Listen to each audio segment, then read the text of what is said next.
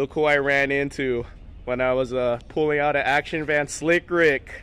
Small world, right, Slick Rick? Yeah, I know that. What's his name called? Yeah, Kyle. I always forget his name. It's Kyle. It's stuck, Kyle. man. As No, a he's Slick nice Rick. guy. I like him. I like that one. We're gonna call you Slick Rick. Yeah.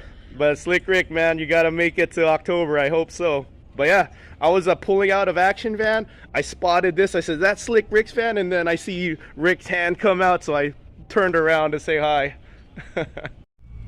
This is my first time Walmart camping. I think that's Slick Rick. I'm gonna text him and tell him, "Hey, I saw you at Walmart, Slick Rick." It's Slick Rick. One of you asked me if Slick Rick has a channel. He doesn't. He doesn't post anything, but you wanted to see more of his van. There you go. There's Slick Rick's van. Maybe I should, but I'll be called Hobo Rick. There you go, Hobo Rick. That's what he's gonna call his channel. Hey, I'll give you a shout out. Nah, you're Slick Rick.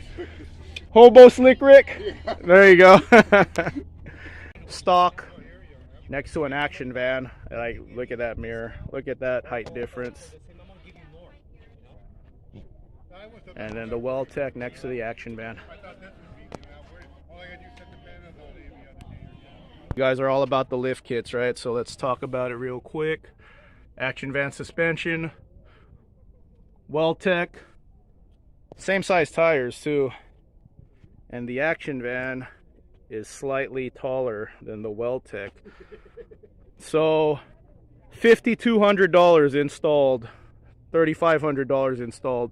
If you go base kit and you want to install it yourself, $2,089. And this one's $3,200. I always recommend action van suspension because, in my opinion and my experience, I've had both kits.